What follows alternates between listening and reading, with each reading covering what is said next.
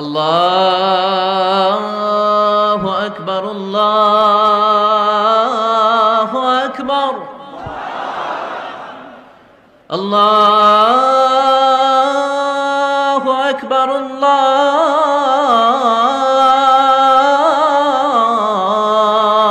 আকবার। খুব সহজে যদি বলি, ইসলামিক লাইফস্টাইল হচ্ছে যে লাইফস্টাইল কোরআন সুন্নাহ থেকে উৎসারিত এবং যে লাইফস্টাইল হচ্ছে এন্ডোর্সড বাই ইসলাম, যে লাইফস্টাইল আমাদের প্রিয় নবী মুহাম্মদুর রাসূলুল্লাহ সাল্লাল্লাহু আলাইহি ওয়া আলিহি ওয়াসাল্লাম তিনি নিজে লিড করে দেখিয়েছেন আমাদেরকে, এটাই হচ্ছে ইসলামিক লাইফস্টাইল। আই রিপিট, যে লাইফস্টাইল কোরআন সুন্নাহ থেকে উৎসারিত, যেই লাইফস্টাইলকে ইসলাম এন্ডোর্সড করে এবং যে লাইফস্টাইল আল্লাহ রাসূল সাল্লাল্লাহু আলাইহি ওয়া আলিহি ওয়াসাল্লাম আমাদেরকে তিনি লিড করে দেখিয়েছেন, এটা একটা কমপ্লিট প্যাকেজ, একটা হোলিস্টিক প্রজেক্ট। এখানে কাটছাট করার সুযোগ নেই, মানে পিক অ্যান্ড চুজ করার সুযোগ নেই। আমার পুরো জীবনটাকেই ইসলামে অনুশাসন দিয়ে যদি আমরা পরিচালিত করি, ইসলামের ছাঁচে যদি সাজাই, সেটা হবে ইসলামিক লাইফস্টাইল। এখানে পিক অ্যান্ড চুজের কোনো সুযোগ নাই। মানে মুসলিম হইলে পার্ট টাইম মুসলিম হওয়া যায় না, ফুল টাইম মুসলিম হইতে হয়। মানে জীবনের প্রতিটা অঙ্গনে ইসলামকে আমাদের প্র্যাকটিস করতে হবে, কারণ আমরা জানি ইসলাম মানে হচ্ছে complete submission to the order of Allah, to the wish of Allah. কোনো যদি, কিন্তু, তবে ছাড়া আল্লাহর আদেশের সামনে নিজেকে উজাড় করে দেওয়ার নাম হচ্ছে ইসলাম। আই রিপিট, আমি আবারও বলছি, কোনো যদি, কিন্তু, তবে ছাড়া আল্লাহর অর্ডারের সামনে নিজেকে সঁপে দেওয়ার নাম কি? ইসলাম। সবাই বলুন তো, আল্লাহর আদেশের সামনে কোনো যদি, কিন্তু, তবে ছাড়া নিজেকে সাবমিট করা, এই সাবমিসিভ অ্যাটিটিউডের নাম কি? সবাই বলুন তো। তাহলে আপনি পিক অ্যান্ড চুজ করতে পারবেন না যে এটা আমার ভাল লাগে, এটা আমার সাথে যায়, সো আমি এটা নিলাম, এটা আমার সাথে যায় না, সো এটা থেকে আমি দূরে থাকলাম, তাইলে এটা ইসলামিক লাইফস্টাইল হলো না। এই কনসেপ্টটা কি ক্লিয়ার সবার কাছে? এটা একটা total package, it's a total project, it's a holistic programme. আপনি আপনার সুবিধা মতো এখানে কাটছাট করতে পারবেন না, নিলে পুরোটাই নিতে হবে। তো আমরা অনেকে আবার কাটছাট করি নিজের মন মতো। তাদেরকে উদ্দেশ্য করে আল্লাহ তাআলা বলছেন, আফাতুমিনুনা বিবাদিল কিতাবি ওয়া তাকফুরুনা বিবাদ। তোমরা কি আল্লাহর কিতাবের কিছু অংশ মানো আর কিছু অংশ তোমরা অস্বীকার করো? এটা তোমাদের পলিসি? জেনে রেখো, ওয়ার্নিং দিচ্ছেন যে তোমাদের পলিসি যদি এইটা হয়, তাহলে এই দুনিয়াতে আছে তোমাদের জন্য লাঞ্ছনা, আর আখিরাতে তোমাদেরকে শাস্তির মুখোমুখি হতে হবে। তাহলে কাটছাট করার সুযোগ নেই। আমরা যেটা করি, নামাজ, রোজা, হজ, জাকাতের মতো এই যে আনুষ্ঠানিক ইবাদতগুলো, এগুলোতে আমরা ইসলামকে খুব মানি, ইসলামের অনুশাসন মানি। কিন্তু আমাদের ব্যক্তি জীবন, পারিবারিক জীবন, সামাজিক জীবন, আমার ডিলিংসগুলো, আমার ট্রেড, আমার বিজনেস, আমার ব্যবসা, আমার বিয়ে শাদী, আমার বিহেভিয়ার, এগুলোকে অনেক সময় আমরা ইসলামের অনুশাসন অনুযায়ী মানতে চাই না। এগুলোর ক্ষেত্রে আমরা অনেক সময় ইসলামের অনুগামী হই না। এইখানে একটা ঝামেলা রয়ে গেছে আমাদের। কিন্তু মূল কথা হচ্ছে, আপনি ইসলামকে মানলে দ্য টোটাল প্যাকেজ আপনাকে মানতে হবে। এখানে কাটছাট করার কোনো সুযোগ আছে বলেন তো? আওয়াজ করে বলেন, কোন কাটছাটের সুযোগ কি আছে? না, কারণ কমপ্লিট প্যাকেজ, কমপ্লিট প্যাকেজ। জীবনের প্রতিটি অঙ্গনকে ইসলামের অনুশাসন দিয়ে সাজানো, বা জীবনের প্রতিটি অঙ্গনে ইসলামকে অনুশীলন করার নামই হচ্ছে ইসলামিক লাইফস্টাইল। মূলত ইসলামই একটা lifestyle. Islam is not merely a set of beliefs and rituals, rather it's a lifestyle. ইসলাম নিজেই একটা lifestyle that emphasizes justice, spirituality, integrity and modesty. আপনি যদি নিতে চান, আপনাকে পুরোটাই নিতে হবে, তাহলে কাটছাট করার সুযোগ নেই। এটা হচ্ছে প্রথম, the first and foremost reminder tonight, যে ইসলাম একটা টোটাল প্যাকেজ, একটা কমপ্লিট প্রোগ্রাম, একটা হোলিস্টিক প্রোগ্রাম। এখানে পিক অ্যান্ড চুজ করতে পারবো না আমরা। আপনি যদি আমাকে ইসলামী লাইফস্টাইলের উপরেই সেমিনারে কথা বলতে বলেন, I must say you have to take the entire package, পুরোটাই আপনাকে নিতে হবে। এই আইডিয়াটা ক্লিয়ার হয়েছে আমাদের সবার কাছে? সবার কাছে ক্লিয়ার তো? তাহলে পিক অ্যান্ড চুজ করবো নাকি? শুনি নাই সবার কাছ থেকে। পিক অ্যান্ড চুজ করা যাবে? কাটছাট করা যাবে? কিছু কিছু রুলস অ্যান্ড রেগুলেশন আমার খুব ভালো লাগে, আমার জন্য খুব সুবিধা হয়, ওইটা নিলাম, বাকিগুলা কাটছাট করে দিলাম। তার মানে সহজভাবে পার্ট টাইম মুসলিম হওয়ার কোনো সুযোগ নেই, হলে ফুল টাইম হতে হবে। কাস্টমাইজড ইসলামের কোনো সুযোগ নেই, টোটাল প্যাকেজটাকে আমার অ্যাডাপ্ট করতে হবে। এটা হচ্ছে ইসলামিক লাইফস্টাইল। তো আজকের এই সেমিনারে আমি কিছু ট্রেটস বা the core values of Islamic lifestyle আপনাদের সাথে শেয়ার করবার চেষ্টা করব, যাতে করে ব্যাপারটা আরও ক্রিস্টাল ক্লিয়ার হয় যে আসলে what is Islamic lifestyle all about, আসলে এটা কি, কিভাবে এটা আমরা অ্যাডাপ্ট করব, কিভাবে এটার সাথে নিজেকে খাপ খাওয়াবো, কিভাবে এটা আমরা প্র্যাকটিস করব। তাহলে প্রাথমিক কথা অলরেডি ডান, যে কাটছাট আমরা করব না, পিক অ্যান্ড চুজ করবো না, টোটাল প্রোগ্রামটাই আমরা নেওয়ার চেষ্টা করব। তো এখন আমরা কিছু কোর ভ্যালিউজের কথা বলবো, যেগুলো দিয়ে ইসলামিক লাইফস্টাইলের মূল ধরনটা আমাদের কাছে ক্লিয়ার হবে। ইসলামিক লাইফস্টাইলের কথা যদি আমাদেরকে বলতে হয়, প্রথম যেই ট্রেট, যে ক্যারেক্টারিস্টিক্স বা ভ্যালিউর কথা আমাকে বলতে হবে, সেটা হচ্ছে দ্য কনসেপ্ট অফ হালাল and haram. If there is no halal and হারাম, there is no Islamic lifestyle, for sure I am telling you. যদি হালাল হারাম না থাকে, এটা যদি আমরা মেনটেন না করি, এটা কোশ্চিন কালো ইসলামিক লাইফস্টাইল হবে না। আপনাকে হারাম থেকে যোজন যোজন দূরে থাকতে হবে, আর হালাল দিয়ে জীবনটাকে সাজাতে হবে। কারণ যেখানেই হালাল সেখানেই বারাকা। রিপিট, আমি আবারও বলছি, যেখানেই হালাল সেটার মধ্যে কি হারামে কোনো বারাকা আছে? হারামে আছে অস্থিরতা, সাময়িক উন্মাদনা, এর ভেতরে বারাকা নাই। হালালের ভেতরে আল্লাহ তাআলা বারাকা ঢুকিয়ে দিয়েছেন। আচ্ছা আপনারা বলুন তো, গরুর গোশত খাওয়া এটা হালাল না হারাম? হালাল। কুকুরের গোশত খাওয়া হালাল না হারাম? আচ্ছা, গরু বছরে বাচ্চা দেয় কয়টা? গাভী? আচ্ছা একটা। কুকুর দেয় কয়টা? কয়টা? 7টা, 8টা, 10টা? ফ্যামিলি প্ল্যানিং নাই তো? দেদারসে দিচ্ছে। আচ্ছা, গরু হালাল, কুকুর হারাম। গরু বাচ্চা দেয় কয়টা? কুকুর দেদারসে দিচ্ছে। তারপরেও বলেন, আমাদের এই যে বাংলাদেশে আমাদের কুরবানির ঈদে লক্ষ লক্ষ গরু জবাই হয়, বিয়ের অনুষ্ঠানগুলোতে এত গরুর গোশত আমরা খাই, আর প্রতিদিনের চাহিদা মেটানোর জন্য তো কত গরু কোরবানি করা হয়। এরপরেও বলেন, বাংলাদেশে গরু বেশি না কুকুর বেশি? সবাই বলেন, গরু বেশি না কুকুর বেশি? কারণ কি? হালাল। কারণ কি? এই হালালে বরকত ঢুকিয়ে দিয়েছে কে? তাহলে if there is no concept of হালাল অ্যান্ড হারাম, there is no Islamic lifestyle. প্রথম core value of Islamic lifestyle হচ্ছে আপনাকে হালাল দিয়ে আপনার জীবনকে সাজাতে হবে। লা ইয়াদখুলুল জান্নাতা জাসাদুন গুযিয়া বিল হারাম। হারাম খেয়ে বর্ধিষ্ণু যে দেহ, সে দেহ আল্লাহর জান্নাতে প্রবেশ করবে না। মানে whatever you consume, it should be halal. এটা হালাল হইতে হবে। শুধু যেটা আপনি খাচ্ছেন এটাই না, কুলু মিম্মা ফিল আরদি হালালাম তাইয়্যিবা, আল্লাহ তাআলা বলেছেন যেটা কনজিউম করবা হালাল হবে, হালাল হতে হবে। তো এটা শুধু এত ন্যারো কনসেপ্ট না, আপনার জীবনের সবটাই হালাল হতে হবে। ইউর ফুড শুড বি হালাল, ইউর ড্রিঙ্ক শুড বি হালাল, ইউর ইনকাম শুড বি হালাল, ইউর ফ্যাশন শুড বি হালাল, ইউর এন্টারটেইনমেন্ট শুড বি হালাল। সব কিছু হালাল হইতে হবে। আমরা অনেকে যে ভুলটা করি, আমরা খাওয়ার ক্ষেত্রে শুধু হালাল খুঁজি, এরকম অনেকে করে, কিন্তু অন্যান্য ক্ষেত্রে হালাল হারামের বাজ বিছান নাই। আমি একটা উদাহরণ প্রায়ই দেই, দেখবেন যে আমাদের বাংলাদেশের সরকারি অফিসগুলোতে তো ঘুষ চলে নাকি? আল্লাহ ঘুষ থেকে এই জাতিকে তুমি হেফাজত করো। আচ্ছা, দেখবেন যে আমাদের বিভিন্ন সরকারি অফিসগুলোর মুসলিম কর্মকর্তারা, তারা ওয়াইন খায় না। আমি দেখেছি, থাইল্যান্ডে গিয়েছে, চায়না গিয়েছে অফিসের কাজে, ওখানে হালাল রেস্টুরেন্টগুলো খোঁজে, কারণ মুসলিম, তার হালাল খাইতে হবে। তো সে ওয়াইন খায় না, পর্ক খায় না, কারণ ইসলামে এটা হারাম। আবার অনেক হিন্দু কর্মচারী, সে আবার গরুর গোশত খায় না, কারণ কি তার ধর্মে ওইটা হারাম। কিন্তু এই মুসলিম কর্মচারী, হিন্দু কর্মচারী দুইজনের নির্বিশেষে মাশাআল্লাহ ঘুষ খায়। এরকম হয় না? দেখেন, মুসলিম ওয়াইন খায় না, পর্ক খায় না, তার ধর্মে হারাম। আমার হিন্দু ভাই গরুর গোশত খায় না, এটা তার ধর্মে হারাম। কিন্তু ঘুষ আবার দুই ধর্মে হালাল নাকি? হ্যাঁ, হালাল না। তার মানে ওই যে pick and choose, you got the point, right? Pick and choose করেছে যে আমার ধর্মের এই নিয়ম আমি মানবো, কারণ এটা আমার জন্য খুব ফ্লেক্সিবল, এটা খুব ভালো লাগে। কিন্তু যেটা কঠিন হয়ে যাচ্ছে, যেটা তার বিরুদ্ধে দাঁড়াচ্ছে, ওইটা সে মানে না। তাহলে পিক এন্ড চুজ করার কোনো সুযোগ, আমরা আমাদের গোটা জীবনকে হালাল দিয়ে সাজাইতে হবে। তাহলে your lifestyle will be Islamic lifestyle. এই কথাটা কি বুঝতে পেরেছেন?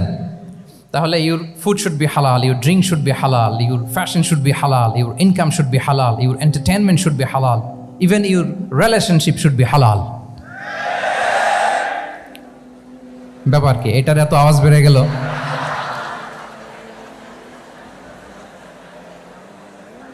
এটা কমন পড়ে গেছে নাকি?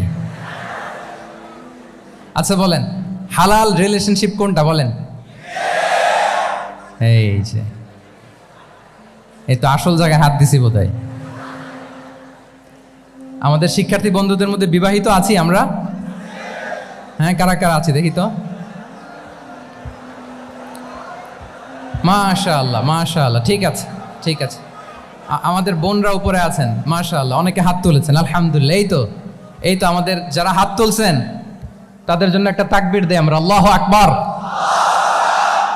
এই যে আপনারাই বলেছেন, আমার কোনো লিগ্যাল অপিনিয়ন দেওয়ার প্রয়োজন হচ্ছে না, যে হালাল রিলেশনশিপ হচ্ছে বিয়ে।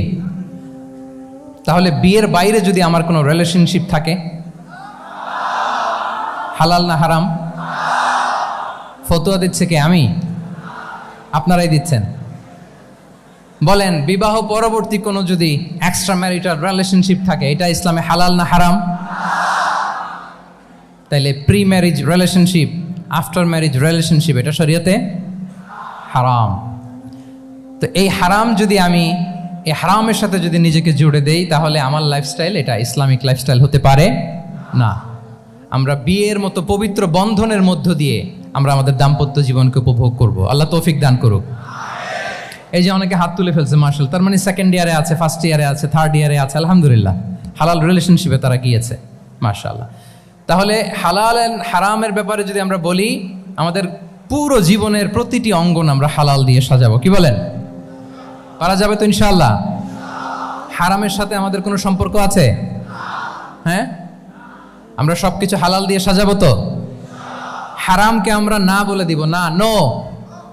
আজকের এই জহির রায়হান মিলনায়তনের এই হলরুম থেকে হারামকে আমরা লাল কার্ড দেখাই দিলাম। কি বলেন? হারামকে আমরা নো বলবো, আওয়াজ করে বলুন নো। ওকে, নো টু হারাম। তাহলে দ্য কনসেপ্ট অফ হালাল এন্ড হারাম আশা করি আমাদের কাছে ক্লিয়ার। আমরা হালাল দিয়ে নিজেদের জীবনকে সাজাবো, হারামের সাথে আমাদের কোনো সম্পর্ক নাই।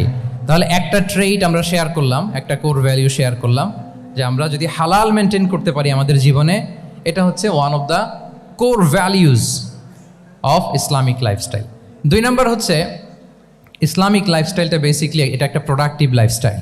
ইসলামী লাইফস্টাইল আমাদেরকে প্রোডাক্টিভ হতে উদ্বুদ্ধ করে।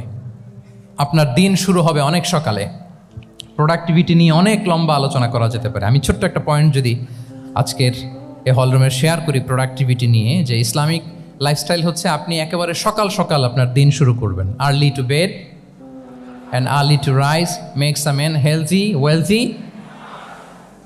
সবাই তো শিখেছি এটা, যে আগে আগে ঘুমোতে যাও, আগে আগে ঘুম থেকে জাগো, তুমি ধনী হবে, তারপর তুমি প্রজ্ঞাবান হবে, তুমি সুস্বাস্থ্যের অধিকারী হবে।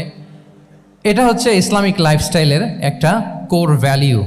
সকাল সকাল দিন শুরু করা, মানে সানরাইজের আগে আমার সকাল শুরু হবে। কাজী নজরুলের যে কবিতা, সূর্যি মামা জাগার আগে উঠবো আমি জেগে, পড়েছি আমরা সবাই, কিন্তু হয়তো মানা হয় না। তো এই যে সকাল সকাল ঘুম থেকে ওঠা, এটা যদি আপনার মধ্যে না থাকে, এটা ইসলামিক লাইফস্টাইল হতে পারে না। You must be a morning person. সকাল সকাল উঠতে হবে। আপনার সময় এমনভাবে মেনটেন করবেন আপনি যে সকাল সকাল ফজরের পর থেকে আপনি অ্যাক্টিভ। তার মানে you have to wake up early, you have to sleep early. একজন মর্নিং পারসন যদি না হন, এটা ইসলামিক লাইফস্টাইল হবে না। এর কারণ আল্লাহ রাসূল সাল্লাল্লাহু আলাইহি ওয়া আলিহি ওয়াসাল্লাম আমাদেরকে সকালে জেগে থাকার ব্যাপারে ইন্সপায়ার করেছেন, এবং তিনি দোয়া করেছেন এই উম্মার জন্য স্পেশালি, যে এই সময়টা এটা full of barakah, full of blessings. তিনি দোয়া করেছেন, আল্লাহুম্মা বারিক লি উম্মতি ফি বুকুরিহা। আল্লাহ এই উম্মতের বুকুরটা, মানে সকালের সময়টা, লেটস সে সানরাইজের পরে 3-4 ঘন্টা, এই সময়টাকে আল্লাহ আপনি বরকত দিয়ে ভরে দেন। এই সময়টাতে ঘুমানো যাবে না, এটা হচ্ছে বরকতের সময়। এবং আল্লাহ রাসূল সাল্লাল্লাহু আলাইহি সাল্লাম যদি কোনো সামরিক অভিযান প্রেরণ করতেন, এই টাইমে প্রেরণ করতেন, এই বুকুরের টাইমে। এবং সাহাবারা তাদের কোনো ট্রেড ক্যারাভ্যান, ব্যবসায়িক কাফেলা যখন সেন্ড করতেন, এই টাইমটাতে সেন্ড করতেন, কারণ এই টাইমটাতে বারাকা। তো এখন নিজের সাথে মিলিয়ে নেন যে এই টাইমটাতে আমরা কি করি। আমি জানি না আপনাদের কি অভ্যাস। আমি এসে তো শুনলাম যে জাহাঙ্গীরনগর বিশ্ববিদ্যালয়ে নাকি যতজন শিক্ষার্থী ততজনের জন্য এখানে আবাসনের ব্যবস্থা আছে। বাংলাদেশের কোনো ইউনিভার্সিটিতে নাকি এটা নাই। আলহামদুলিল্লাহ, অসাধারণ প্রিভিলেজ, এখানে অনেক সুন্দর সুযোগ। তো এখন বলেন আপনাদের সকালের রুটিন কি? বলেন, ঘুমিয়ে থাকেন না জেগে থাকেন?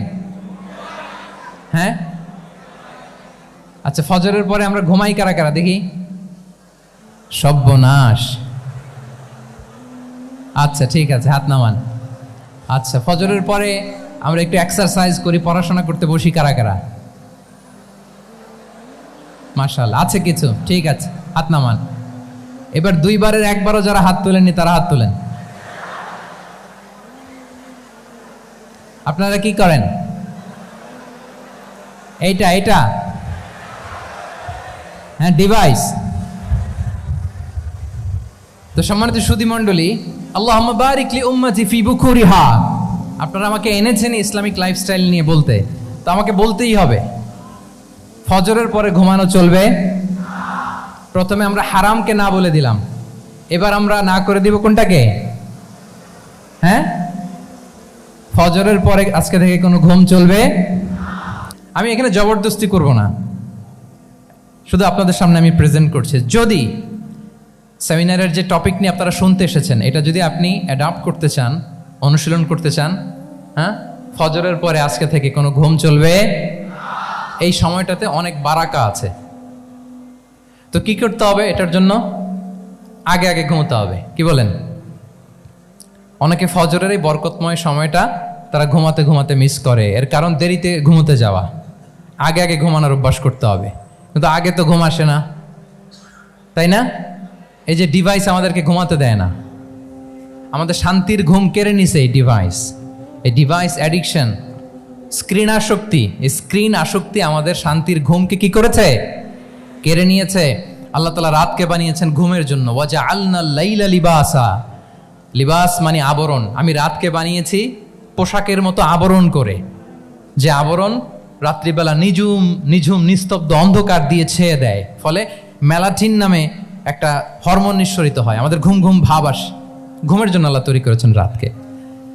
এরপরে আল্লাহ তাআলা বললেন ওয়াজআলনা নাহারা মাআশা, আর দিনকে বানিয়েছি আমি প্রাণ চঞ্চল করে, দিনে আমরা কাজ করব। তাহলে রাতে আগে আগে ঘুম, আর দিনের বেলা আল্লাহ তাআলা আমাদেরকে কাজ করার জন্য সৃষ্টি করেছেন। কিন্তু এই সাইকেলটাকে আমরা ঘুরাই ফেলছি। রাতে যত দেরি করে আপনি ঘুমাবেন, সকালে ঠিক তত দেরি করে আমাকে উঠতে হয়, ঠিক কিনা বলেন? তাহলে ফজরের পর বকুর পিরিয়ড অফ টাইমটাকে কাজে লাগাতে হলে রাতে আমাদেরকে আগে ঘুমাতে যেতে হবে। রাতে কি করতে হবে? আগে ঘুমোতে যেতে হবে। তাহলে এক নম্বরে কি বললাম? কনসেপ্ট অফ হালাল এন্ড হারাম। 2 নম্বরে বললাম প্রোডাক্টিভিটি। ইসলামিক লাইফস্টাইল হচ্ছে একটা প্রোডাক্টিভ লাইফস্টাইল। এটা মেনটেন করতে হলে প্রোডাক্টিভিটির অনেক কথা। একটা কথা হচ্ছে সকাল সকাল আপনার দিন শুরু করুন। কি পাওয়া যাবে তো ইনশাআল্লাহ? সবাই একসাথে পড়ে ইনশাআল্লাহ। এই যে আমাদের দেরি করে রাতে ঘুম আসে, স্ক্রিন আসক্তি, এই ডিভাইস আমাদের আরামের ঘুম কেড়ে নিছে কেন জানেন? এর কারণ হচ্ছে আল্লাহর দেয়া যে ফিতরাত, এই ফিতরাতকে আমরা উল্টে দিয়েছি। ফিতরাত শব্দটার সাথে আপনাদের পরিচয় আছে? হ্যাঁ, the innate characteristics of a human being. একটা মানুষের যে ক্যারেক্টারিস্টিক্স, যে ইননেট স্বভাব দিয়ে আল্লাহ তাআলা তৈরি করেছেন, নেচার, এটাকে আরবিতে বলে ফিতরাত। এই ফিতরাতের বিরুদ্ধে কিছু করা যাবে না। ইসলামিক লাইফস্টাইল হচ্ছে ফিতরা বেসড লাইফস্টাইল। ফিতরাতাল্লাহিল্লাতী ফাতারান নাসা আলাইহা লা তাবদীলা লিখালকিল্লাহ। আল্লাহর প্রকৃতির অনুসরণ করো, যে প্রকৃতি দিয়ে তিনি মানুষকে সৃষ্টি করেছেন। আর আল্লাহর সৃষ্টি কাঠামোর মধ্যে কোনো পরিবর্তন, কোনো বিকৃতি নেই। সুবহানাল্লাহ বিহামদি। তা আমরা এই ফিতরাতকে চেঞ্জ করে দেওয়ার কারণে এই ঝামেলা। আমরা সবাই এই ফিতরাতের উপর জন্মেছি। কুল্লু মাউলুদিন ইউলাদু আলাল ফিতরা ফাআবাওয়াহু ইউহাউবিদানিহি আও ইউনাসসিরানিহি আও ইউমাজ্জিসানিহি। প্রতিটি নিউ বর্ন বেবি তারা ফিতরাতের উপর জন্মায়, মানে নবজাতক সন্তান ইসলামের উপর জন্মায়। কিন্তু বাবা মা তাকে হয় ইহুদি বানায়, নাসারা বানায়, বা অগ্নি উপাসক বানায়। তাহলে এই যে ফিতরাত, আল্লাহর দেয়া ফিতরাতকে যখন আমরা চেঞ্জ করেছি, আমাদের জীবন থেকে বারাকা উঠে গিয়েছে। ফিতরাতকে যদি আরো সহজ করে আমি আপনাদেরকে বুঝাই, তাহলে ফিতরাত হচ্ছে যা কিছু স্বাভাবিক, যা কিছু কল্যাণকর, যা কিছু ভালো, তাই ফিতরাত। আই রিপিট, সুপ্রিয় শিক্ষার্থী বন্ধুরা, ফিতরাত হচ্ছে যা কিছু স্বাভাবিক, যা কিছু ভালো, যা কিছু কল্যাণকর, তাই কি? তাই ফিতরাত। এই যে এখন আরবি কোন মাস চলছে বলেন তো? রজব। এই রজব মাসের ২৬ তারিখ দিবাগত রাত্রে আল্লাহ রাসূল সাল্লাল্লাহু আলাইহি ওয়াসাল্লাম ঊর্ধ্ব জগতের একটা ভিজিটে গিয়েছিলেন। আমরা জানি না সবাই? হ্যাঁ, ইসরা মেরাজের কথা আমরা জানি। সো এই মেরাজ রজনীতে আল্লাহ রাসূল সাল্লাল্লাহু আলাইহি ওয়া আলিহি ওয়াসাল্লাম ফিতরাত মানে what is the essence of ফিতরা এটা বোঝানোর জন্য এই হাদিসটা আমি শেয়ার করছি।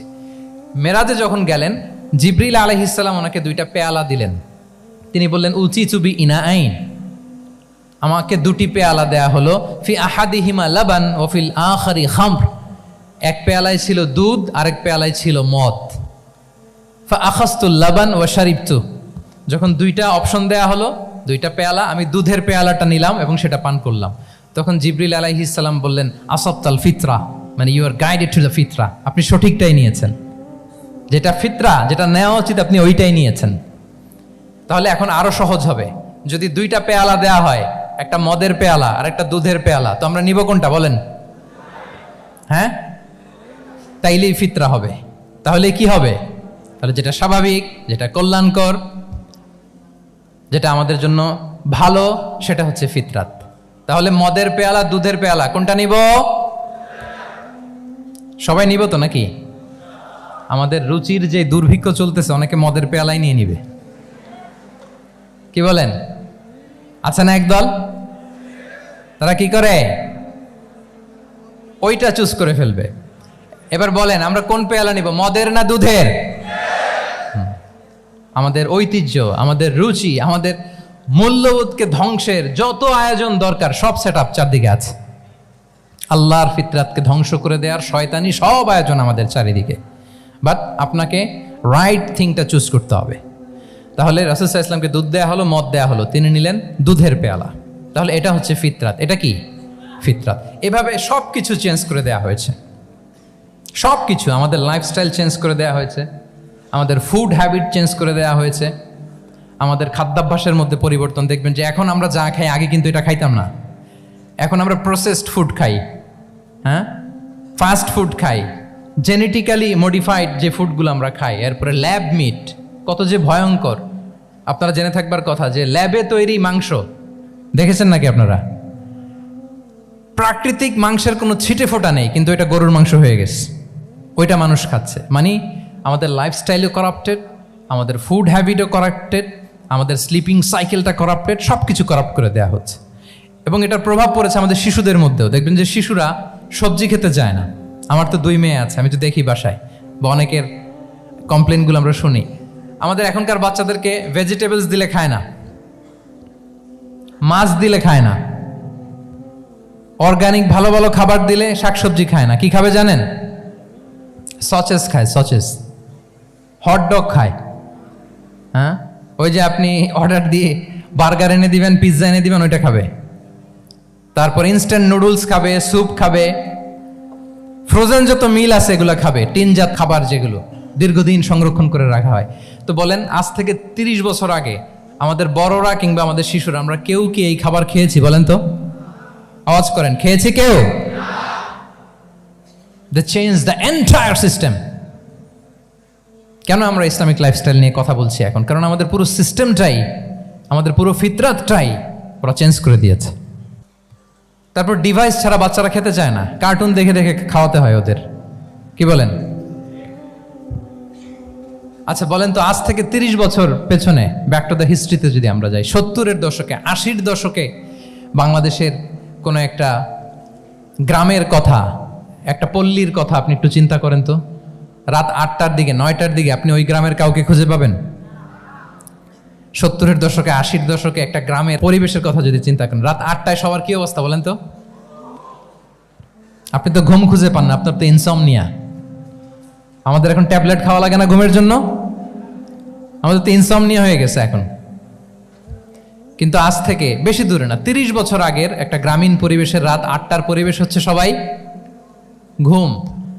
আমরা তারও 2 বা 3 ঘন্টা পরে ডিনার করব, কিন্তু ওনাদের মাগরিবের আগে বা পরে ডিনার করে ফেলছে। এশার নামাজ পড়েই কি 1-2 না, পুরো গ্রাম জামাতে ঘুম, পুরো গ্রাম জামাতের সাথে ঘুম। তো যে লোকটা 8টার দিকে ঘুমালো, ও উঠবে কখন বলেন? রাত 3টার পর ওর ঘুম আসবে? আর হ্যাঁ, ঘুমেরও তো একটা লজ্জা শরমের ব্যাপার আছে। আর কত থাকবে এখানে, কি বলেন? আপনি তো ঘুমাতে যান রাত 2টায়। আর আজ থেকে 30 বছর আগে আমার বাংলাদেশের একটা গ্রামীণ পরিবেশে রাত 8টার দিকে সবাই ঘুম। আমরা এখন যেই টাইমটাতে ঘুমোতে যাই, ওই সময় ওনাদের অর্ধেক ঘুম শেষ। ফজরের নামাজ পড়ে আমাদের বাপ চাচারা কি করতো? হ্যাঁ, একটু ব্যাক টু দ্য হিস্ট্রিতে তাকান না। ফজরের নামাজ পড়ে এক বল পান্তা ভাত খাইতো। আমরা তো এখন এতটুক খাইলে আমাদের এটা বার্ন করার জন্য দৌড়াইতে হয় 5 কিলো, জিমনেশিয়ামে যাইতে হয়, কত আয়োজন, কত ওয়ার্কআউট করা লাগে। এক বল কাঁচামরিচ দিয়ে, পোড়ামরিচ দিয়ে ভাত খেয়ে চলে যাইতো ফসল খেতে। দুপুরে আবার এক বল, খাইতে বসলেই এক বল। আমরা সারা মাসে খেতে পারি না এক বল। আচ্ছা, কি খেত? খাওয়ার আইটেমটা দেখেন তো। কোনো ফরমালিন আছে? কথা বলেন।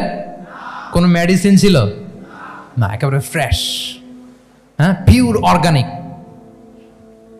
নিজেদের মাঠ থেকে আনা যে ধান, ঢেকি ছাটার ধান দিয়ে ভাত খেত। বাড়ির পুকুরের মাছ, কোনো ফরমালিন নাই। নিজের চাষ করা সবজি খেত, গোয়ালের দুধ খেত।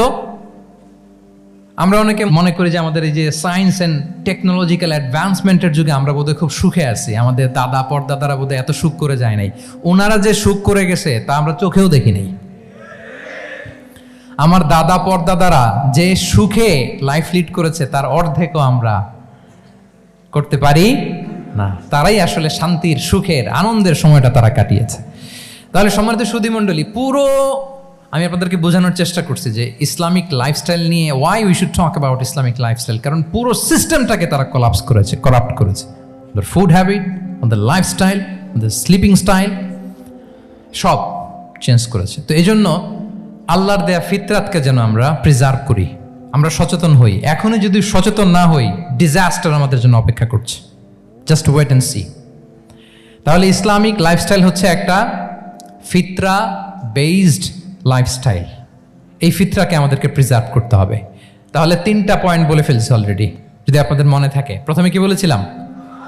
হালাল, হালাল দিয়ে জীবন সাজাবো। 2 নম্বরে প্রোডাক্টিভিটির জন্য কি করব? রাতে দেরি করে ঘুমাবো।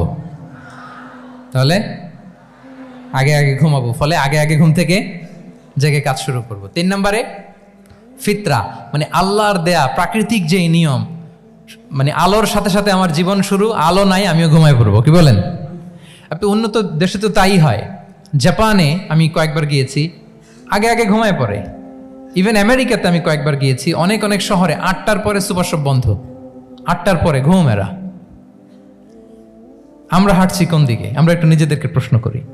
তাহলে 3 নাম্বার হচ্ছে ফিতরা বেসড যে লাইফস্টাইল, এটার দিকে আমাদেরকে ফিরে আসতে হবে। 4 নাম্বার হচ্ছে মডেস্টি, শালীনতা। One of the core values of Islamic lifestyle. এই শালীনতা আমরা হারাতে বসেছি। মডেস্টি বললে অনেকে শুধু কাপড় চোপড় নিয়ে চিন্তা করে যে ছোট কাপড়, বড় কাপড়। Modesty is not about only clothing, but also your behaviour, your dealing, your overall character. শুধু আপনি মডেস্টি, শালীনতা বললে কাপড় চোপড় নিয়ে চিন্তা করবেন না। এটা আপনার মডেস্টি ইন ইউর স্পিচ, আপনার কথার মধ্যেও, শব্দ চয়নেও মডেস্টি থাকতে হবে, আপনার বিহেভিয়ারে মডেস্টি থাকতে হবে, আপনার ডিলিংসে মডেস্টি থাকতে হবে। এই শালীনতা আমরা হারাচ্ছি। তার বিপরীতে আমাদের সমাজে অশ্লীলতার প্রসার হচ্ছে, লাজুকতা হারিয়ে যাচ্ছে। লাজুকতা, লজ্জা শরম থাকা, এটা যে কত বড় নেয়ামা। যেই জাতি একবার এটা হারিয়ে ফেলে, আর কোনো কিছু দিয়ে, জোড়াতালি দিয়ে এটা তারা রিভাইভ করতে পারে না। এই যে ওয়েস্ট তো এখন যা যা আমাদেরকে শিখাইছে, যেটাকে আমরা স্ট্যান্ডার্ড মনে করি, আবার তারা ফিরতেছে। এই যে ডিভাইসের কথা বলছি না, আপনি অস্ট্রেলিয়ার খোঁজ খবর নেন, যারা খোঁজ নিয়েছেন তারা জানেন। আন্ডার 16 কোনো বাচ্চা সোশ্যাল মিডিয়া ইউজ করতে পারে না অস্ট্রেলিয়াতে। 1 মাস অ্যাপ্লাই করে, কান্ট্রি ওয়াইড অ্যাপ্লাই করে দেখায় ফেলছে। Facebook, including Facebook, WhatsApp, Twitter, TikTok, 10টা অ্যাপস যেগুলো বাচ্চাদের মধ্যে এডিকশন নিয়ে আসে, এগুলো সব বন্ধ। জানেন এই নিউজটা? জানেন? মানে ফিরতেছে, উল্টা ফিরতেছে। এই যে শালীনতার কথা আমরা বলি, এটা হারাচ্ছে। রাসূল সাল্লাল্লাহু আলাইহি ওয়াসাল্লাম বলেন, যার শালীনতা নাই ইযা লাম তাস্তাহি ফাসনা মা শি'তা, যখন তোমার লজ্জা শরম থাকবে না, যা মনে চায় তাই করো। শিশু মোহাম্মদ চলে গেল সেই বনু সাআদে, ছোট্ট মোহাম্মদ কাঁদে না, কাঁদে না কখনো, ক্ষুধা লাগলেও কাঁদে না, ব্যথা পেলেও কাঁদে না। কিন্তু ছোট্ট মোহাম্মদের প্রাইভেটসের জায়গা থেকে কাপড়টা যখন সরে যেত, শিশু মোহাম্মদ কেঁদে দিত। সুবহানাল্লাহ, শালীনতা। ইযা লাম তাস্তাহি ফাসনা মা শি'তা। রাসূল সাল্লাল্লাহু আলাইহি ওয়াসাল্লাম বলেছেন, যদি তোমার লজ্জা শরম না থাকে, লজ্জা শরমের মাথা যদি তুমি খাও, তুমি সব করতে পারবা, তোমাকে দিয়ে সব সম্ভব। তাহলে এই শালীনতা, এটা অনেক বড় নেয়ামা। সম্মানিত বন্ধুরা, আজকে দিনকে দিন আমাদের সমাজ থেকে শালীনতা হারিয়ে যাচ্ছে, লাজুকতা হারিয়ে যাচ্ছে। নারী পুরুষ উভয় দিক থেকে, বিশেষ করে আমাদের বোনদেরকে টার্গেট করা হয়েছে। নারীদেরকে, আমাদের বোনদেরকে, তাদেরকে প্ররোচিত করা হচ্ছে, তাদের সামনে আইডিয়া হাজির করা হচ্ছে যে যে নারী যত বেশি নগ্ন হতে পারে সে তত বড় সাহসী নারী। বলেন, আমাদের সমাজে পত্রপত্রিকা আপনারা দেখেন না এটা? যে নারী নিজেকে যত এক্সপোজ করবে সে তত বড় কি সাহসী নারী, এই তকমা তাকে দেয়া হচ্ছে। এটা টোটাল কমপ্লিট শয়তানের একটা মিশন। শয়তানের প্রথম মিশন হচ্ছে বনি আদমকে বিবস্ত্র করা। কি করা? আল্লাহ তাআলা আদম আলাইহিস সালাম, হাওয়া আলাইহিস সালামকে বলেছিলেন যে নিষিদ্ধ গাছ যেও না, খেও না। শয়তানের প্ররোচনায় খেয়ে ফেলেছিলেন, সাথে সাথে জান্নাতের পোশাক খুলে পড়েছে। তার মানে শয়তানের প্রথম মিশন হচ্ছে মানুষকে কি করা? নগ্ন করা। মানুষকে কি করা? নগ্ন করা। তাহলে আমাদের বোনদেরকে এমন ভাবে তাদের সামনে উপস্থাপন করা হচ্ছে, প্ররোচিত করা হচ্ছে এবং বলা হচ্ছে নগ্নতার পথে যে বেশি হাঁটে সে নাকি তত সাহসী নারী। নাউযুবিল্লাহি মিন যালিক। তাহলে এই যে মানব জাতিকে বস্ত্রহীন করা, এটা শয়তানের একটা মিশন। তার বিপরীতে ইসলাম নারীকে সম্মান দিয়েছে, সম্মান করেছে। যে ঘরে প্রথমে কন্যা জন্মায়, খায়রুকুম মান বুখিরা বিল উনসা, সে ঘরটাকে আল্লাহ তাআলা বরকতময় করে দেয়। 2 সন্তান তো 2 জান্নাতের দরজা ওপেন। 2 কন্যা সন্তান, 3 কন্যা সন্তান তো 3টা জান্নাতের দরজা ওপেন। সুবহানাল্লাহ। স্ত্রী হয়ে যখন ঘরে যাবে, যে ব্যক্তি তার স্ত্রীর কাছে সেরা, পরিবারের কাছে সেরা, সে সবার কাছে সেরা, সে আল্লাহর কাছে সেরা। সুবহানাল্লাহ। এবং কোনো মা যদি সন্তান জন্ম দিতে যে মারা যায়, কিয়ামতের দিন আল্লাহ তাআলা ওই মাকে শহীদদের কাতারে দাঁড় করাবেন। আর যদি সেফলি সন্তান ভূমিষ্ঠ হয়, আল্লাহ বলে মায়ের পায়ের নিচে ওই সন্তানের বেহেশত। সুবহানাল্লাহ। কিভাবে নারীর স্টেটাস, মর্যাদাকে ইসলাম বাড়িয়েছে।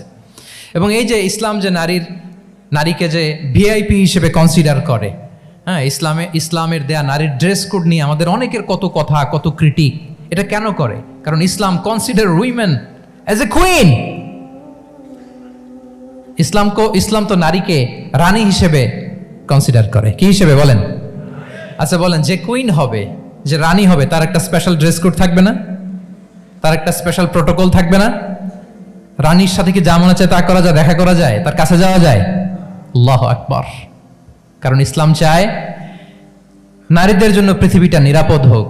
ইসলাম চায় নিজ গৃহে বা কর্মক্ষেত্রে নারীরা নিরাপদ থাক। ইসলামের যত ভ্যালিউজ আছে, যত রুলস এন্ড রেগুলেশন আছে, এটা আমাদের ভালোর জন্য, মানব জাতির কল্যাণের জন্য।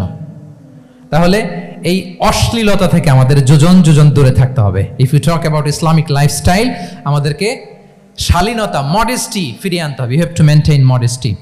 আমি যদি আরো ডিপে যাই, দেখেন এই যে প্রত্যেকের হাতে এক একটা করে পর্ন হাব হয়ে গেছে এখন, হয়েছে না? পর্নোগ্রাফির সয়লাভ, বিকৃত যৌনাচারের সয়লাভ।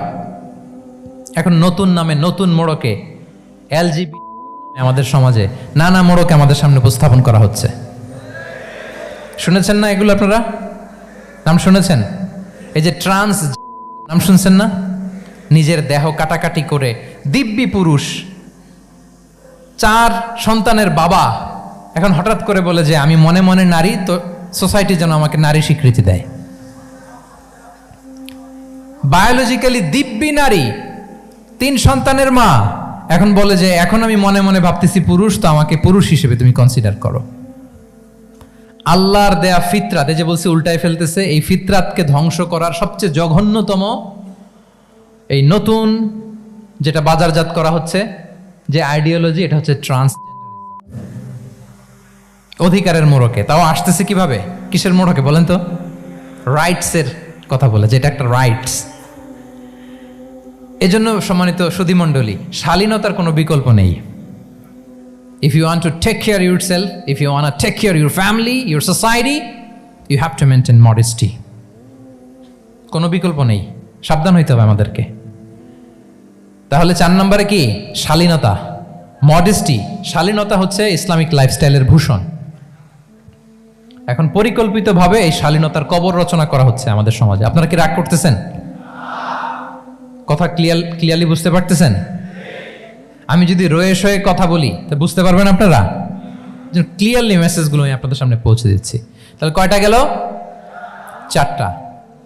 হালাল, প্রোডাক্টিভিটি, প্রিজার্ভিং ফিতরা অ্যান্ড ফাইনালি মডেস্টি। 4টা কাভার। 5 নম্বরে হচ্ছে ইসলামিক লাইফস্টাইল যদি আমরা মেনটেন করি, we must have to be optimistic, hopeful, আশাবাদী হইতে হবে। মুমিনের ডিকশনারিতে হতাশা নেই। আমরা হতাশ হই না, আমরা নিরাশ হই না, আমরা ভরসা রাখি এক মহান সত্তার উপর। আওয়াজ করে বলুন, তিনি কে? শয়তানের মিশন হচ্ছে আমাদেরকে হতাশ বানানো। আমি স্টেজে ওঠার আগে সম্মানিত স্যার বলতেছিলেন যে আপনি একটু আশাবাদী করবেন আমাদের নারী শিক্ষার্থীদের ব্যাপারে, আমাদের ছেলে শিক্ষার্থীদের ব্যাপারে। কয়েকটা ইস্যু স্যার বললেন যে কিছু ফ্রাস্ট্রেশন তাদের মধ্যে কাজ করে। আজকে আপনাদের ডিকশনারি থেকে ফ্রাস্ট্রেশনকে একেবারে অমিট করে দিয়ে যাব। বলেন, বিশ্বাসীদের ডিকশনারিতে হতাশা বলে কোনো শব্দ আছে? ফ্রাস্ট্রেশন আছে? কারণ শয়তানের মিশন হচ্ছে আমাদেরকে হতাশ বানানো। কি বানানো? শয়তান আমাদেরকে আশাবাদী করতে চায় না, সে চায় আমরা যেন হতাশ হই। আমি ভুল করেছি, পাপ করেছি, অন্যায় করেছি, তো শয়তান সেই পাপের সাগরে আমাকে হাবুডুবু খাওয়াতে চায়। বলে, আরে অনেক ভুল হয়ে গেছে, অনেক দূর তুই চলে এসেছিস, আর আল্লাহ তোকে ক্ষমা করবে না, থাক এখানেই থাক, করতে থাক। এরকম শয়তান টেম্পটেশন দেয়, প্রভোকেশন করে। কিন্তু শয়তান জানে না যে আল্লাহর রহমতের দরিয়া কত বড়। শয়তানের মিশন হচ্ছে আমাদেরকে হতাশ বানানো। আর আল্লাহর বাণী আমাদের হৃদয়ে আশা জাগায়, আশাবাদী করে তোলে। আল্লাহর এই কিতাবের, কোরআনের প্রতিটি আয়াতে পরতে পরতে পাবেন আপনি মোটিভেশন, ইন্সপিরেশন। আল্লাহু আকবার। লা তাহজান ইন্নাল্লাহা মা'ানা। মনকে তুমি বুঝিয়ে বলো আল্লাহ আছেন আমার সাথে। জাহাঙ্গীরনগর বিশ্ববিদ্যালয়ের আমার সুপ্রিয় শিক্ষার্থী বন্ধুরা, এই বাক্যটি নিজের জীবনের জন্য, নিজের জীবনের সাথে সেট করে নেন। মনকে তুমি বুঝিয়ে বলো আল্লাহ আছেন আমার সাথে। বিপদে আপদে, আমাদের লাইফে আপস এন্ড ডাউনস থাকে, সব মুহূর্তে আমরা এই কথাটা খেয়াল করব যে কেউ যদি আমাকে হেল্প করার জন্য নাও থাকে, এক মহান সত্তা আছে। তিনি কে? আল্লাহ রাসূল সাল্লাল্লাহু আলাইহি ওয়াসাল্লাম, আবু বকর রাদিয়াল্লাহু তাআলা আনহু গারে সাউরে হিজরতের রাতে লুকিয়ে আছেন। কুরাইশরা খুঁজতেছে, আবু বকর রাদিয়াল্লাহু তাআলা আনহু তটস্থ, না জানি ধরা পড়ে যায়। তিনি বলছেন, কুরাইশরা আমাদের এত পাশ দিয়ে যাচ্ছে, একটু মাথা নিচু করলে দেখে ফেলবে আমাদের। রাসূল সাল্লাল্লাহু আলাইহি ওয়াসাল্লাম বললেন যে ভয় পেও না। আবু বকর, তুমি কি ভেবেছো আমরা এখানে গুহাতে 2 জন? না না, এই গুহায় আমরা 2 জন নই, আমাদের সাথে একজন মহান সত্তা আছে। তিনি কে? আমরা 3 জন এখানে। লা তাহজান ইন্নাল্লাহা মা'ানা। ভয় পেও না, হতাশ হয়ো না, নিশ্চয় আল্লাহ আমাদের সাথে আছেন। আল্লাহ তাআলা সরাসরি কথাটাকে কোরআনে কোট করেছেন যে লা তাহজান ইন্নাল্লাহা মা'ানা। তাহলে সুপ্রিয় বন্ধুরা, এই বাক্যটা আমাদের খেয়াল রাখতে হবে যাদের মধ্যে ফ্রাস্ট্রেশন কাজ করে, যে মনকে তুমি বুঝিয়ে বলো কে আছেন আমার সাথে? আল্লাহ আছেন আমার সাথে। এরকম কোরআনের পরতে পরতে অনেক আয়াত পাবেন। লা তাইয়াসু মির রাউহিল্লাহ ইন্নাহু লা ইয়াইয়াসু মির রাউহিল্লাহি ইল্লাল কওমুল কাফিরুন। আল্লাহর রহম থেকে নিরাশ হয়ো না। কাফিররা ছাড়া কেউ আল্লাহর রহম থেকে নিরাশ হয়? আমি আপনি আমাদের জীবনে কত ভুল করেছি, কত অন্যায় করেছি, কতটাই বা পাপ করেছি। মনে রাখবেন, আমাদের পাপ যত বড় হোক, আল্লাহর রহমতের দরিয়া তার চাইতেও বড়। ইন্না মা'আল উসরি ইউসরা ফাইন্না মা'আল উসরি ইউসরা, and verily with every hardship there is an ease. প্রত্যেক কষ্টের পরেই থাকে স্বস্তি। এই বাক্যগুলো কি আপনাকে মোটিভেশন দেয় না? এই কথাগুলো কি আপনাকে চাঙ্গা করে না? আপনার জীবনে ইন্সপিরেশন হয়ে আসে না এই কথাগুলো? ওয়ালা তাহিনু ওয়ালা তাহজানু ওয়া আনতুমুল আ'লাউনা ইন কুনতুম মুমিনিন। চিন্তা করো না, হতাশ হয়ো না, তোমাদেরই বিজয় হবে যদি তোমরা মুমিন হও। আল্লাহু আকবার। তাহলে আপস এন্ড ডাউনস থাকবে, এবং মুমিন জীবনে তো হতাশা থাকবেই না। কারণ আমার জীবনে যদি কোনো কষ্টের ঘটনা ঘটে, এটার জন্য আমি রিওয়ার্ড পাবো। আমি যদি অসুস্থ হই, আমার প্রত্যেক অসুস্থতার কারণে আমার পাপ মোচন হয়। সুবহানাল্লাহ পড়েন। আপনার জ্বর হয়েছে, এই জ্বরের কারণে আল্লাহ আপনার গুনাহ মাফ করবেন। আপনি ব্যথা পেয়েছেন, অসুস্থ হয়েছেন, আল্লাহ তাআলা গুনাহ মাফ করে দিবে। তাহলে হতাশার কোনো সুযোগ আছে বলেন? না, মুমিন জীবনে হতাশার কোনো সুযোগ নেই। রাসূল সাল্লাল্লাহু আলাইহি ওয়াসাল্লাম বলেন, মা ইউসিবুল মুসলিমা মিন নাসাব ওয়ালা ওয়াসাব ওয়ালা হাম্মিন ওয়ালা হুজনিন ওয়ালা আযান ওয়ালা গাম্মিন হাত্তা শাওকাতি ইউশাকুহা ইল্লা কাফারাল্লাহু বিহা মিন খাতায়া। মুমিন জীবনে যত ব্যথা, কষ্ট, দুঃখ, এমনকি ফল পাড়তে যে গাছের কাটার খোঁচা যদি খান, রাসূল সাল্লাল্লাহু আলাইহি ওয়াসাল্লাম বলেন ওই খোঁচার ব্যথার কারণে আল্লাহ তোমার গুনাহ মাফ করে দেয়। কেউ অসুস্থ হয়ে রাসূল সাল্লাল্লাহু আলাইহি ওয়াসাল্লামের কাছে আসলে রাসূল সাল্লাল্লাহু আলাইহি ওয়াসাল্লাম কি বলতেন জানেন? কেউ জানেন? লা বাস আলাইক তুহুরুন ইনশাআল্লাহ। তিনি বলতেন, আরে don't worry about it, it will cleanse up your scenes. ভয় পেও না, আরে এই অসুস্থতা, এটার কারণে আল্লাহ তোমার গুনাহ মাফ করে দিবে। সুবহানাল্লাহ। তাহলে অসুস্থ ব্যক্তি আর উজ্জীবিত হতো না? রাসূল সাল্লাল্লাহু আলাইহি ওয়াসাল্লাম অসুস্থ ব্যক্তিকে দেখলেই মাথায় হাত বুলিয়ে দিতেন, দোয়া করতেন, আল্লাহুম্মা রাব্বান নাস আযহিবিল বাস ইশফি আনতা শাফি, দোয়া করে দিতেন। আর বলতেন, আরে ভয় পেও না, এই অসুস্থতা তোমার গুনাহ মাফ করে দিচ্ছে। তাহলে অসুস্থতার মধ্যেও তারা উজ্জীবিত হতো। আমরা মানুষকে আশাবাদী করব, ভয় দেখাবো না। অসুস্থ মানুষকে ভিজিট করতে গেলে আপনারা কি করেন? ভয় দেখান নাকি? না, আশাবাদী করবেন, বলবেন যে আরে কি অসুস্থতা, আপনার দেখে অনেক সুস্থ লাগতেছে, বলতে পারবেন না? কিন্তু আমরা কি করি? কেউ অসুস্থ হইলে ওই অসুস্থতায় সবচেয়ে কষ্ট পেয়ে যে মারা গেছে তার হিস্ট্রি বলা শুরু করি। এরকম করে না অনেকে? ধরেন যে একজন ক্যান্সারের পেশেন্টকে দেখতে গেছেন, এইবার যে আপনার কোন খালা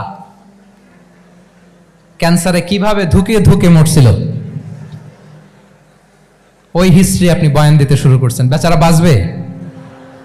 যা একটু সুস্থ ছিল ওইটাও তো অসুস্থ বানাই দিচ্ছেন। কি বলেন? তাহলে ইসলাম আমাদেরকে আশাবাদী করে। প্রিয় ভাই এবং বোনেরা, কি করে? আশাবাদী করে। আমরা যদি আমাদের কোনো প্রিয়জনকে হারাই, আমরা আশাবাদী হয়েই হারাই, কারণ তাকে আমি চিরকালের জন্য হারাচ্ছি না। আপনি আপনার আব্বাকে হারাচ্ছেন তো কি হয়েছে? বাপ হারায় তো কাঁদবে নাস্তিক। কি বলেন? নাস্তিকদের তো মরার পরে নাকি আর কিছু নাই। হ্যাঁ, দেখবেন আপনাদের সামনে সামনে অনেক কিছু বলে যে কিছু নাই, যা দেখি না, বিশ্বাস করি না। একা একা যখন মৃত্যুর পরে কি হবে চিন্তা করে ওর দম বন্ধ হয়ে আসে। ইসলাম মানুষকে আশাবাদী করে।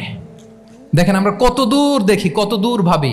আমার দাদা মারা গেছে, এটা আমার কোনো টেনশনেরই কারণ না, কারণ আমি সবসময় ভাবি আমার দাদাকে আমি ওপারে যেয়ে পাবো, আমার আব্বাকে আমি হারিয়েছি তো ওপারে পাবো, আমার বন্ধুকে আমি হারিয়েছি, কাছের বন্ধুটা যে আমার জন্য খুব ইন্সপিরেশন ছিল, সাময়িক বিচ্ছেদ এটা আমাদের জন্য, কারণ আমরা ওই জগতে বিশ্বাস করি। আল্লাহু আকবার। তাহলে হতাশা আমাদের ডিকশনারিতে আজকে থেকে রাখা যাবে। ইসলামিক লাইফস্টাইল যদি মেনটেন করতে চান, you have to be optimistic. Clear কথাটা?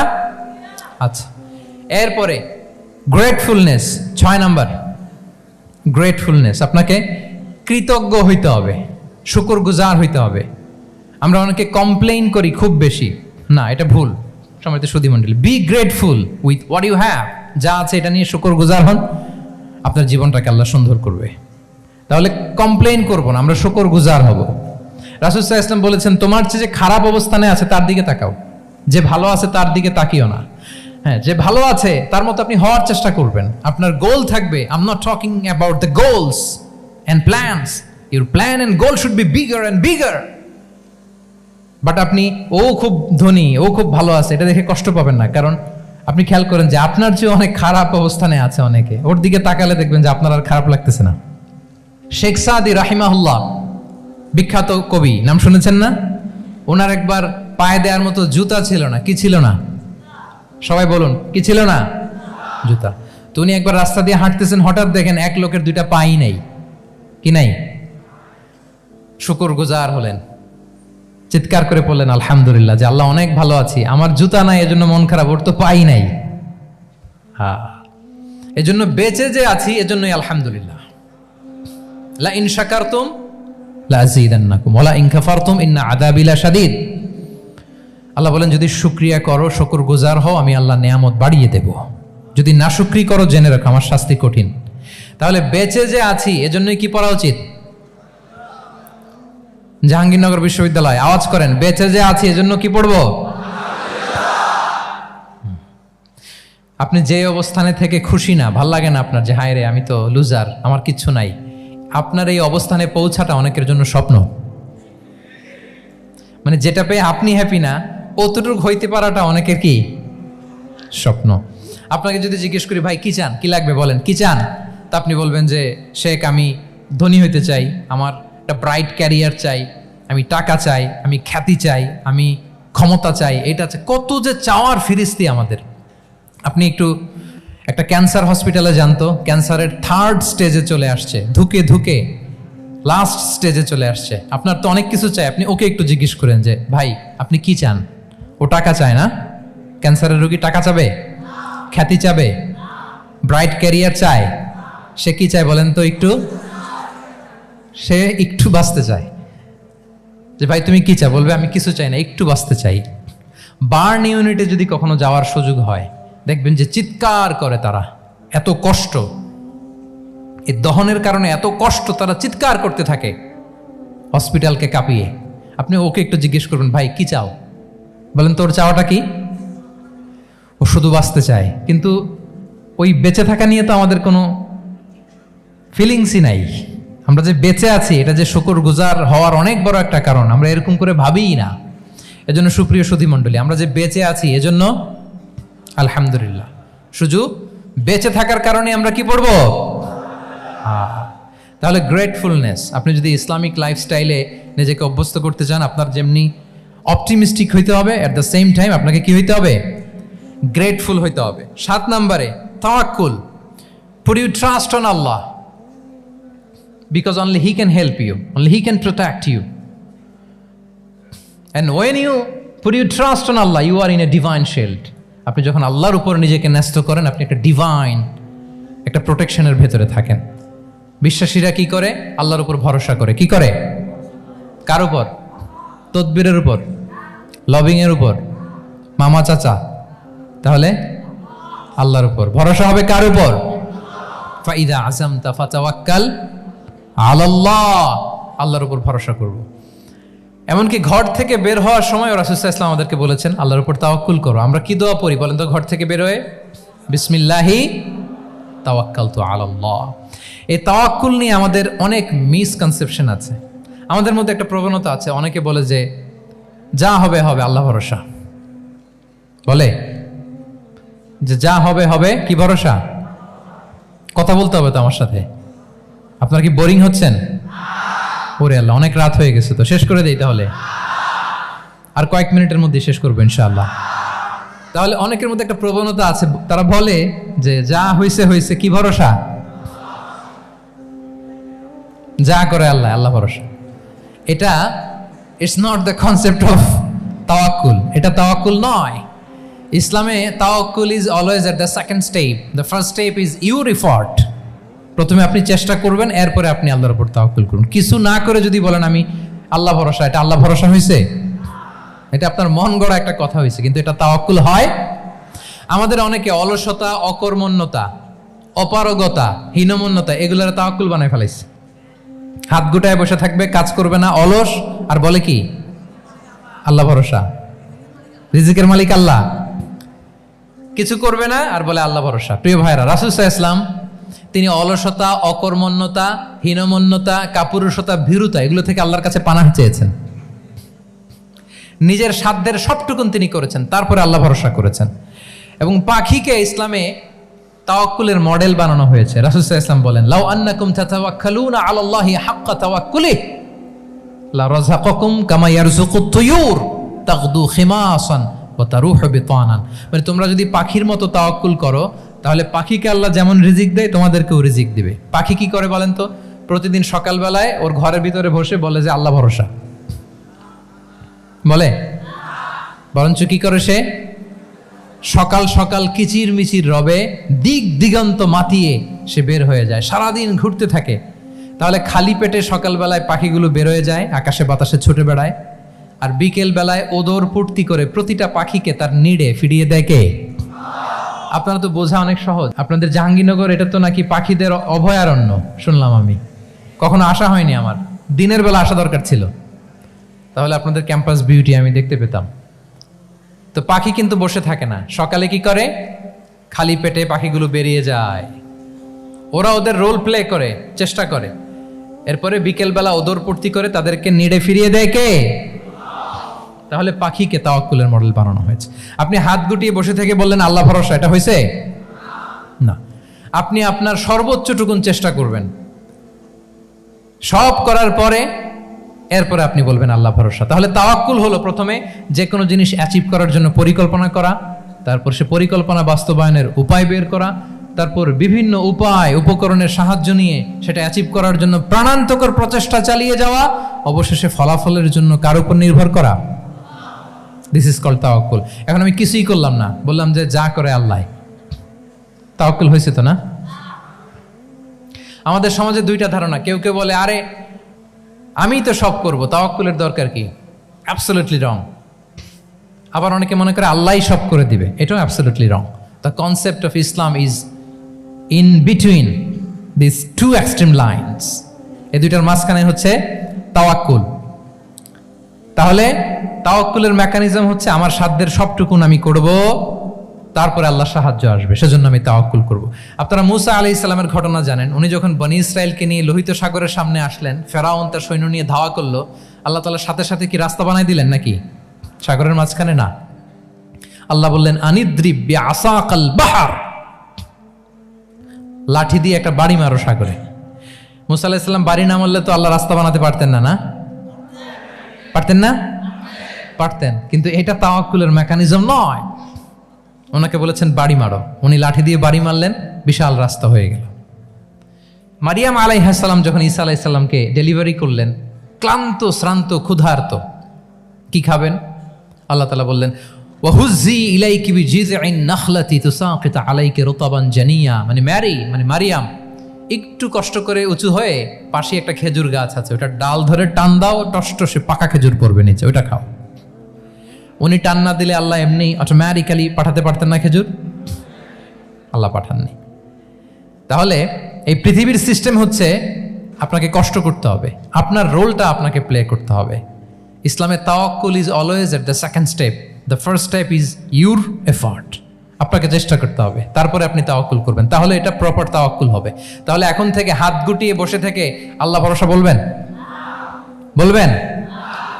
আমরা এটা ভুল করে ফেলি। রাসূল সাল্লাল্লাহু আলাইহি ওয়াসাল্লাম, ওনার কাছে আল্লাহর সাহায্য আসতো, জিবরিল আলাইহিস সালামও আসতো, তারপরেও কখনো তিনি নিজের ভাগ্য আল্লাহর হাতে ছেড়ে দিতেন না। আমাদের মতো যা করে আল্লাহ ভরসা বলে কখনো নিজের ভাগ্য আল্লাহর হাতে ছেড়ে দিতেন, বরং নিজের সাধ্যের সবটুকুন দিয়ে তিনি চেষ্টা করতেন, তারপর তিনি ভরসা করতেন কার উপর? আপনি হিজরতের ঘটনাটা দেখেন। আল্লাহ যেদিন বললেন যে আজ রাতেই তুমি আর আবু বকর হিজরত করো, রাসূল সাল্লাল্লাহু আলাইহি ওয়াসাল্লাম ওই দিন দুপুরবেলা আবু বকর রাদিয়াল্লাহু তাআলা আনহুর ঘরে গেলেন। তিনি কখনো দুপুরবেলা বেরোন না, তিনি কখনো মাস্ক পরে বেরোতেন না। সেদিন তিনি মাস্ক পরে বেরোলেন, খারাজা মুতাকান্নিয়ান, মুখ ঢেকে বেরোলেন। আবু বকর রাদিয়াল্লাহু তাআলা আনহুর ঘরে যেয়ে বলেন, আবু বকর আখরিজ মান ফিল বাইত, ঘরে যারা আছে বের করে দাও, প্রাইভেট আলাপ আছে। আবু বকর রাদিয়াল্লাহু তাআলা আনহু বললেন, ইয়া রাসূলুল্লাহ, আসমা আর আয়েশা একজন তো আপনার পরিবার আর একজন তার বোন, আমরাই তো, বলেন। রাসূল সাল্লাল্লাহু আলাইহি ওয়াসাল্লাম আশ্বস্ত হলেন, বললেন যে আজ রাতেই আমরা হিজরত করব। আজ রাতেই। মক্কা থেকে মদিনা হচ্ছে উত্তর দিকে, কোন দিকে? আপার নর্থ। তিনি মক্কা থেকে মদিনায় হিজরত করবেন উত্তরে, কিন্তু তিনি বের হলেন দক্ষিণ দিক দিয়ে, শত্রুর চোখে ধুলি দেওয়ার জন্য। দেখেন, দিনের বেলা বেরোলেন না, রাতে বেরোলেন। দেখেন একটার পর একটা প্রিকশন। দুপুরে বেরোলেন, চেহারা ঢেকে বেরোলেন, প্রাইভেসি মেনটেন করলেন। ডেস্টিনেশন এদিকে, বের হলেন এই দিক দিয়ে, সবার চোখের অন্তরালে তিনি বের হলেন। এবং তিনি আবু বকর রাদিয়াল্লাহু তাআলা আনহুকে বললেন, সবাই যেই পথে মদিনা যায় আমরা কিন্তু ওই পথে যাব না, ক্যারাভানগুলো যেই পথে যায় ওই পথে না, সাওয়াহিলি একটা আনইউজুয়াল রুট ধরে আমরা যাব, সাগরের পার ঘেঁষে ঘেঁষে, যাতে ওরা বুঝতে না পারে। এই জন্য আবু বকর রাদিয়াল্লাহু তাআলা আনহু একজনকে ভাড়া করলেন, আব্দুল্লাহ ইবনে উরাইকেত নামে, যে আনইউজুয়াল রাউটটা চিনে, যে সাগরের পাশ ঘেঁষে চলে যাওয়া পথ দিয়ে মক্কা থেকে রাসূল সাল্লাল্লাহু আলাইহি ওয়াসাল্লামকে মদিনায় পৌঁছায় দেবে। 2টা ওট তিনি 2 মাস ধরে এটাকে নার্চারিং করে রাখলেন। 3 দিন আবু বকর রাদিয়াল্লাহু তাআলা আনহু এবং রাসূল সাল্লাল্লাহু আলাইহি ওয়াসাল্লাম গারে সাউরে অবস্থান করলেন 3 দিন, যাতে করে বুঝতে পারেন যে মক্কায় তাদের ব্যাপারে কি বলা হয়। এবং আবু বকর রাদিয়াল্লাহু তাআলা আনহুর ছোট্ট ছেলে আব্দুল্লাহকে অ্যাসাইন করা হলো যে আব্দুল্লাহ, তুমি তো ছোট মানুষ, তুমি প্রতিদিন মক্কার বাজারে যেয়ে শুনবা যে আমাদের ব্যাপারে কুরাইশরা কি বলে। নিশ্চয়ই তারা তন্ন তন্ন হয়ে আমাদেরকে খুঁজবে, না পেয়ে ওরা কি কি পলিসি নেয় এটা এসে আমাদেরকে জানাবা। সুবহানাল্লাহ। ছোট্ট আব্দুল্লাহ মক্কার বাজারে কে কি বলে শুনে গোয়েন্দার মতো করে, স্পাইয়ের মতো করে সে তথ্যগুলো নিয়ে, খাবার নিয়ে গারে সাউরে প্রতিদিন ইনফরমেশন পাস করে আসতো, আবার খাবার দিয়ে আসতো। আচ্ছা বলেন তো, এই ছোট্ট আব্দুল্লাহ যেই পথে যায়, মরুভূমির উপরে তার ফুটপ্রিন্ট আছে না, আব্দুল্লাহর ফুটপ্রিন্ট। তো কোরাইশরা তো তন্ন তন্ন হয়ে রাসূল সাল্লাল্লাহু আলাইহি ওয়াসাল্লামকে খুঁজতেছে, ডানে বায়ে সামনে পেছনে সব জায়গায়। তারা যদি আব্দুল্লাহর ছোট্ট পায়ের ছাপ পায় আর সেটাই যদি ফলো করে, তাহলে ডিরেক্টলি তারা কোথায় যেয়ে পৌঁছবে? রাসূল সাল্লাল্লাহু আলাইহি ওয়াসাল্লামের কাছে, গারে সাউরে। আল্লাহ রাসূল সাল্লাল্লাহু আলাইহি ওয়াসাল্লাম কি করলেন? আবু বকর রাদিয়াল্লাহু তাআলা আনহু কি করলেন?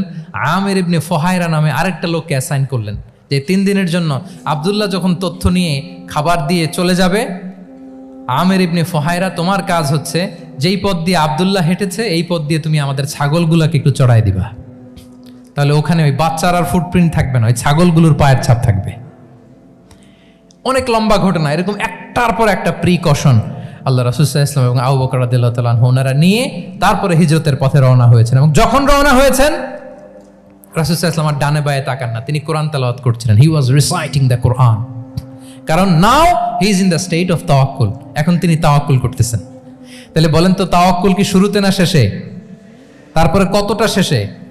আপনার চেষ্টা, আপনার তদবির, আপনার লবিং, আপনার এফর্ট, আপনার সাধ্যের নাগালে থাকা সব কিছু উজাড় করে দেওয়ার পরে আপনি বলবেন তাওয়াক্কালতু। আমরা করি কি? আমরা কি করি? আল্লাহ ভরসা। ভাই কি প্ল্যান আপনার? হুজুর আল্লাহ ভরসা। এবার বলেন, এটা হয়েছে? এটা কি আসলে দ্য প্রপার কনসেপ্ট অফ তাওয়াক্কুল হয়েছে প্রিয় ভাই এবং বোনেরা? হয় নাই। কারণ তাওয়াক্কুল is always at the second step. The first step is your effort. আপনি আপনার সাধ্যের সবটুকু করবেন, তারপর কি করবেন? ক্লিয়ার? সব শেষ। কথা হচ্ছে, আপনি যদি ইসলামিক লাইফস্টাইল মেনটেন করতে চান, আপনাকে উম্মাহ সেন্ট্রিক অ্যাটিটিউডের অধিকারী হইতে হবে। উম্মাহ সেন্ট্রিক। আমাদের মুসলিম উম্মাহ একটা দুঃখী উম্মাহ, নেতৃত্বহীন উম্মাহ, বলিষ্ঠ নেতৃত্বের অভাবে এদিক থেকে লাথি মারলে আমরা এদিকে যাই, এদিক থেকে মারলে এদিকে যাই। শুধু একটা স্ট্রং লিডারশিপের অভাব, ঠিক কিনা বলেন?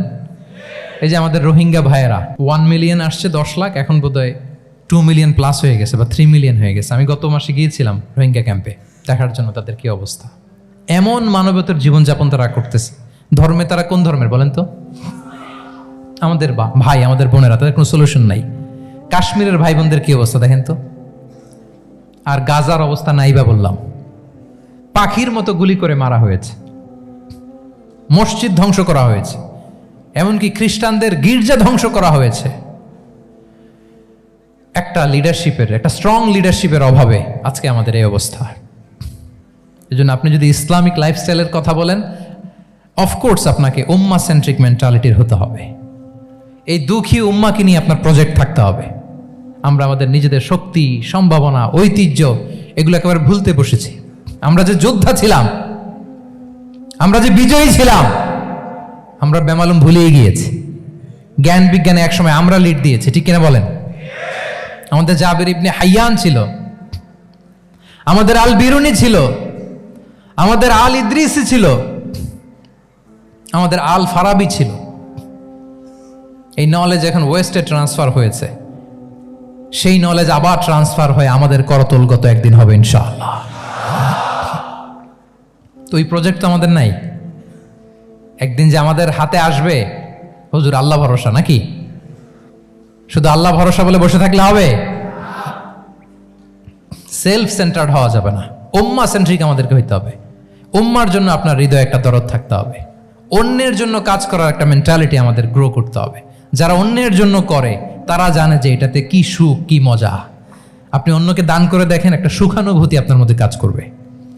এবং রাসূল সাল্লাল্লাহু আলাইহি ওয়াসাল্লাম বলেন, আল্লাহু ফি আউনিল আবদি মা দামাল আবদু ফি আউনি আখিহি। আল্লাহ তাআলা ততক্ষণ পর্যন্ত বান্দার সাহায্যে থাকে, ওই বান্দার, যতক্ষণ পর্যন্ত এই বান্দা তার ভাইয়ের সাহায্যে থাকে। এজন্য আমাদের প্রতিটি কাজে, পদক্ষেপে আমাদের নির্যাতিত ভাইয়েরা যেন তারা আমাদের চিন্তায় থাকে, তারা যেন আমাদের দোয়ায় থাকে, আমাদের সহযোগিতায় থাকে, এবং উম্মার জাগরণে যেন নিবেদিত হয় আমাদের সকল এফোর্ট, সকল প্রজেক্ট, সকল প্রচেষ্টা। কি পারা যাবে কিনা বলেন? উম্মার জন্য এরকম স্যাক্রিফাইসিং মেন্টালিটি আমাদের থাকার দরকার আছে না নাই বলেন? তাহলে উম্মা সেন্ট্রিক মেন্টালিটি আমাদের করতে হবে সম্মানিত সুধী মণ্ডলী। তাহলে ইসলামিক লাইফস্টাইল নিয়ে যদি আমরা কথা বলি, আমাদের উম্মা সেন্ট্রিক হওয়ার কোনো বিকল্প নাই। আমি যদি পুরো আলোচনার সামারি করি তাহলে বলতে হবে, শুরুতে আমি যেটা বলেছিলাম যে এখানে পিক অ্যান্ড চুজ করে ইসলামিক লাইফস্টাইল অ্যাডাপ্ট করার আমাদের কোনো সুযোগ মনে আছে? যে কথা দিয়ে শুরু করেছিলাম, পিক অ্যান্ড চুজ করা যাবে মন মতো না, পুরোটাই মানতে হবে। এবং 8টা মোস্ট লাইকলি 8টা core values of Islamic lifestyle আমি আপনাদের সাথে শেয়ার করেছি। একটু যদি রিকল করি, 1 নম্বরে কি বলেছিলাম বলেন তো? হালাল, হালাল মেনটেন করতে হবে, হারামের সাথে আমাদের কোনো সম্পর্ক। 2 নম্বরে প্রোডাক্টিভিটি। 3 নম্বরে ফিতরা বেসড লাইফস্টাইল হতে হবে। 4 নম্বরে মডেস্টি। 5 নম্বরে হতাশ হওয়া যাবে না, মন কি তুমি বুঝিয়ে বলো আল্লাহ আছেন আমার সাথে, অপটিমিজম। তারপরে আল্লাহর উপর ভরসা করা, গ্রেটফুলনেস। 7 নম্বরে কোনো কিছু না করে, হ্যাঁ, সব কিছু করার পরে, মাশাআল্লাহ, অ্যাবসলিউটলি রাইট আনসার। সব কিছু আমার সাধ্যের সবটুকুন করার পরে কি করব?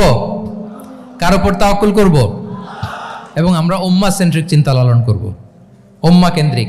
পারা যাবে তো? এই কোর ভ্যালিউজগুলো যদি আপনি মেনটেন করেন, this would be the Islamic lifestyle. সম্মানিত সুধী, ইসলাম আমাদেরকে যে লাইফস্টাইল প্রেসক্রাইব করেছে, সেই প্রেসক্রাইব লাইফস্টাইলই আমাদেরকে সাবস্ক্রাইব করতে হবে। এর বাইরে মুসলিমের কোনো লাইফস্টাইল থাকতে পারে? এর বাইরে অন্য কোনো লাইফস্টাইল আল্লাহর কাছে গ্রহণযোগ্য হতে পারে? আল্লাহ তাআলা আমাদের সবাইকে কথাগুলো বোঝার ও আমল করার তৌফিক দান করুন। সম্মানিত সুধী মণ্ডলী, আমি আবারও পাঠশালাকে শুকরিয়া জানাই, বিশ্ববিদ্যালয় কর্তৃপক্ষকে শুকরিয়া জানাই, এবং দীর্ঘ 1 ঘন্টারও বেশি সময় ধরে আপনারা যারা এই লম্বা আধুনিক যুগে ইসলামিক লাইফস্টাইল শিরোনামের এই সেমিনারে অংশগ্রহণ করলেন, আপনাদের সবাইকে আবারও প্রাণ ঢালার শুভেচ্ছা এবং অভিনন্দন জানিয়ে আমার আলোচনা এখানেই আমি শেষ করছি। হাযা মা ইনদি ওয়াল ইলমু ইনদাল্লাহি আলাইহি তাওয়াক্কালতু ওয়া ইলাইহি উনীব। ওয়াসসালামু আলাইকুম ওয়া রাহমাতুল্লাহি ওয়া বারাকাতুহু।